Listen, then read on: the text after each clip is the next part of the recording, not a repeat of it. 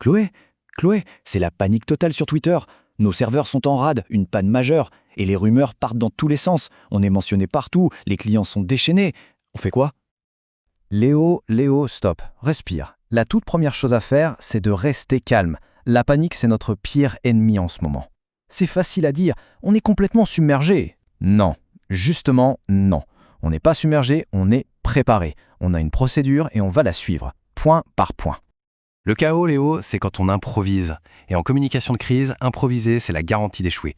Heureusement pour nous, notre travail a commencé bien avant ce matin. D'accord, mais concrètement, on commence par où? On commence par ce qui va nous sauver aujourd'hui, tout le travail qu'on a fait bien en amont. L'anticipation, on appelle ça le recensement des crises potentielles. Le recensement? Exactement. Le but, attention, c'est pas de tout prévoir, ça c'est impossible. C'est de réduire au maximum l'effet de surprise, pour que le jour J, on ne perde pas un temps précieux à se demander « mais qu'est-ce qui nous arrive ?» On identifie les risques, on les classe, on imagine des scénarios. Ce travail de fond, c'est notre assurance vie aujourd'hui.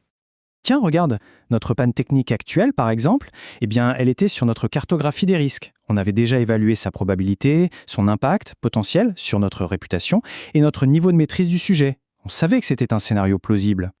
D'accord, je vois. L'avoir sur une carte, c'est une chose. Mais là, réagir en temps réel, avec toute cette pression, c'est pas pareil. Tu as parfaitement raison. C'est pour ça qu'anticiper ne suffit pas. Il faut la deuxième étape, qui est tout aussi cruciale, la simulation. Tu vois, une procédure sur le papier, ça reste de la théorie. C'est logique, c'est propre. Mais la simulation, ça, c'est le crash test. C'est là qu'on découvre que la ligne du porte-parole est saturée ou que personne ne sait qui doit valider le tweet d'urgence. Ce sont ces petites failles invisibles qui peuvent tout paralyser si on ne les a pas repérées avant. Ok, je comprends. Anticiper, simuler, c'est la préparation. Mais là, maintenant, tout de suite, on fait quoi? C'est quoi la première action? Là, on passe en mode action. Et la toute première chose à faire, c'est d'activer la cellule de crise. C'est notre QG, notre centre de commandement, si tu préfères. C'est l'endroit où on réunit les bonnes personnes pour analyser, prendre des décisions vite et tout coordonner. Rien que le fait de l'activer, c'est un signal fort. On reconnaît officiellement que la situation est sérieuse. Allez, on y va. J'ai besoin de toi, bien sûr, du responsable technique pour qu'il nous explique la panne, de notre juriste pour évaluer les impacts légaux, et évidemment du porte-parole qui va devoir prendre la parole. Chaque rôle est essentiel. Une fois qu'on est tous réunis, on fait quoi? On balance un tweet pour calmer tout le monde? Surtout pas. Pas de précipitation. La communication, ça ne s'improvise jamais, Léo. Encore moins en pleine crise.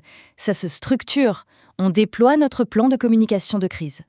C'est une méthode simple, mais vitale. Premièrement, quel est notre objectif? Rassurer? Juste informer? Deuxièmement, quel est le message clé qu'on veut faire passer?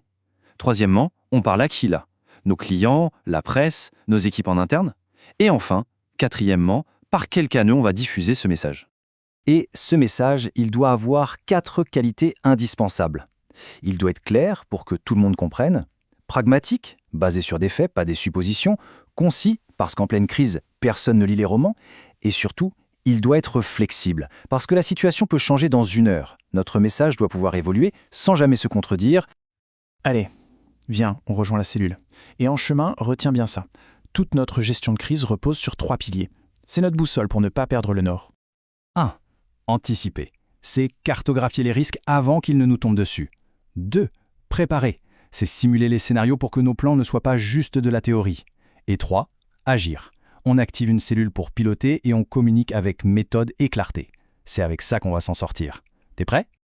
Prêt. Allons-y.